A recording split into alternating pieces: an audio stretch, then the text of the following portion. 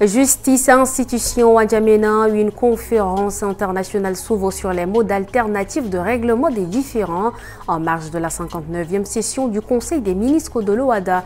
L'objectif est de promouvoir l'arbitrage, la médiation et la conciliation comme outil de justice moderne et efficace.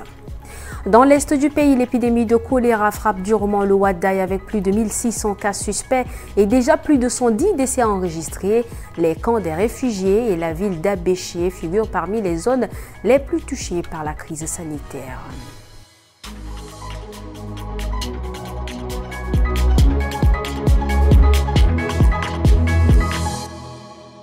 Merci de nous rejoindre pour le 19h45. Bonsoir.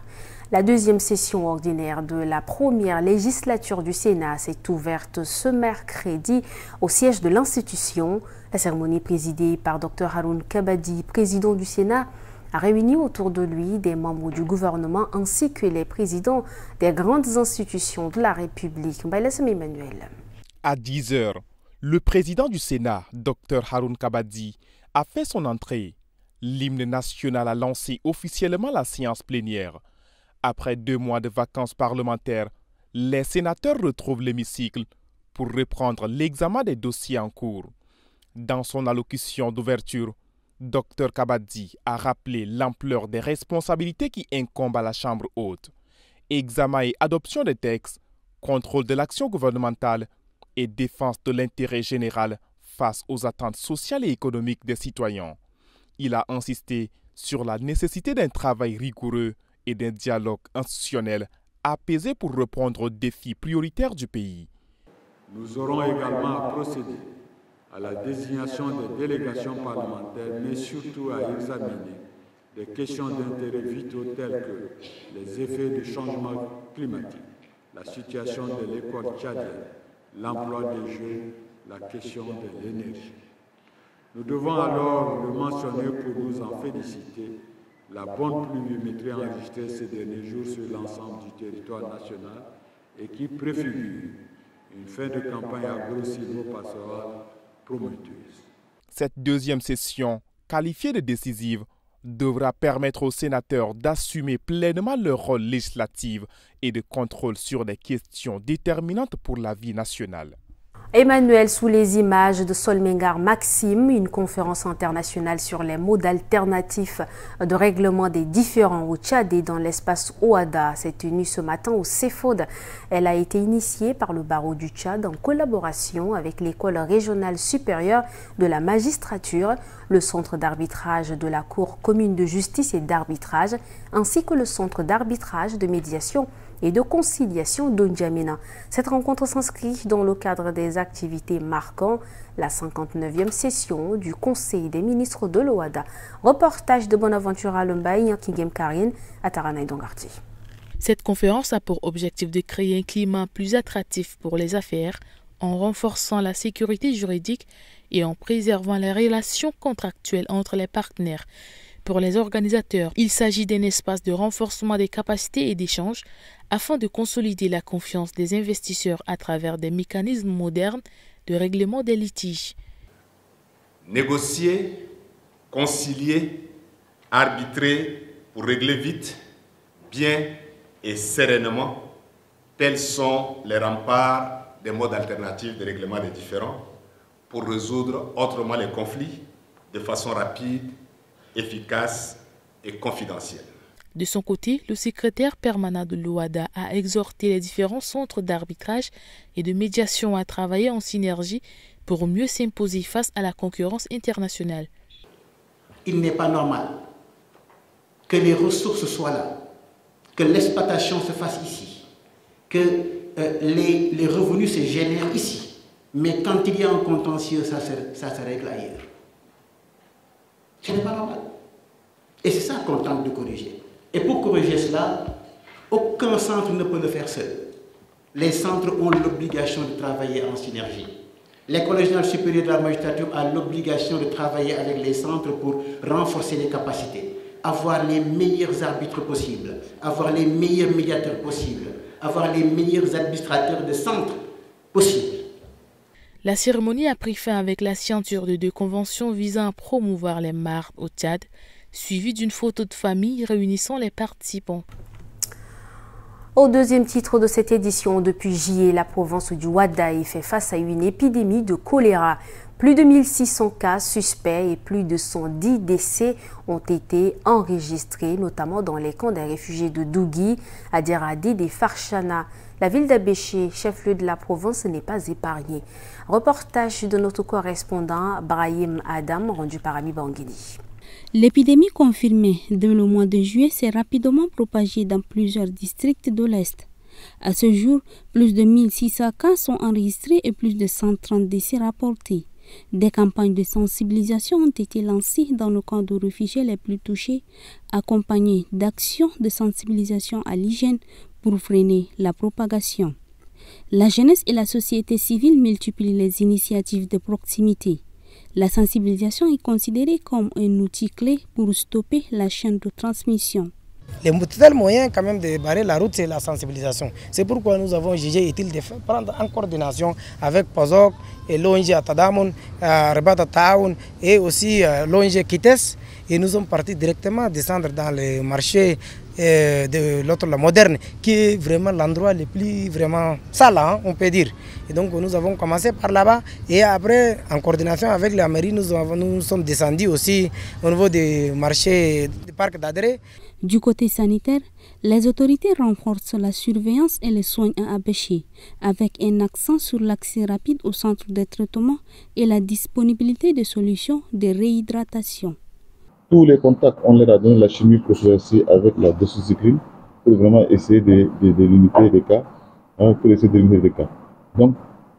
il faut faire comprendre à la population, même Abéché est touchée, et nous insistons parce que pour le moment, c'est la sensibilisation, c'est l'hygiène. La prévention du choléra, c'est l'hygiène. L'hygiène, c'est consiste à quoi? À laver les mains avec de l'eau et du savon, l'eau potable, l'eau et du savon. Si les campagnes de vaccination et les mesures préventives se poursuivent, les autorités insistent. Seule une mobilisation collective et continue permettra de contenir durablement cette épidémie. Un tour d'horizon dans cette édition avec l'actualité en bref, une compilation de Rassoumou Djemleila. Le 16e sommet des chefs d'État de la communauté économique et monétaire de l'Afrique centrale, initialement prévu le 9 août, s'ouvre finalement ce 10 septembre à Bangui, capitale de la République centrafricaine, placée sous les thèmes Ensemble pour une intégration régionale dynamique et émergente. Les discussions porteront en priorité sur la convergence des politiques économiques et le renforcement de l'intégration régionale dans la perspective de promouvoir une croissance durable et de réduire significativement la pauvreté dans la sous-région. La coopération sécuritaire sera également à l'ordre du jour face aux menaces persistantes dans les zones frontalières. La présidence tournante de l'organisation passera du président centrafricain Faustin Archange Touadéra à son homologue congolais Denis Sassou Nguesso.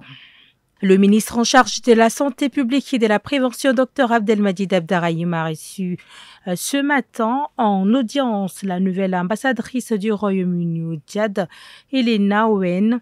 Les échanges ont porté sur l'épidémie de choléra qui sévit à l'est du pays, le partenariat dans le domaine de la santé sexuelle et reproductive et le Fonds global de Gavi. L'ambassadrice du Royaume-Uni au Tchad, Elena Owen, s'est dit disposée pour accompagner le ministre de la Santé publique dans ses nobles missions. Officiellement, le Tchad a enregistré 1834 cas de choléra avec 124 décès et 53 décès communautaires. Pour finir, un accident de la route a coûté la vie à une personne et fait 3 blessés graves ce mercredi 10 septembre aux environs des 12 heures à Ndorokaga, une localité située à 8 km de Doba. Selon les témoignages, 3 personnes circulant en moto en direction de Doba ont tenté d'éviter un nid de poule. Dans la manœuvre, elles ont percuté un commerçant également à moto qui se rendait à Bodo. Ce dernier est décédé sur place. Les 3 passagers de l'autre moto grièvement blessés ont été immédiatement transportés en ambulance à l'hôpital de Doba pour y recevoir des soins d'urgence. Plus de 150 migrants tchadiens ont regagné N'Djamena ce 9 septembre en après-midi en provenance de la Libye. Femmes, hommes et enfants ont été accueillis à l'aéroport international Hassan Djamous dans une ambiance mêlée de soulagement et d'émotion. Gambi Daniel, Abakar Lambert, Abibangini. Ils sont exactement 159 ressortissants tchadiens à avoir posé le pied cet après-midi sur le sol de leur pays d'origine. Après des mois, parfois des années passées en Libye, dans des conditions difficiles, leur retour marque une nouvelle étape. Beaucoup d'entre eux disent ressentir un profond réconfort à l'idée de retrouver leurs proches et de reconstruire leur vie ici au Tchad. Ma joie est immense. Le voyage a duré environ 3h30 en Tripoli. Ensuite, nous avons été transférés à l'aéroport où de nombreuses dispositions ont été prises en collaboration avec l'organisation et l'ambassade de notre cher pays à Tripoli.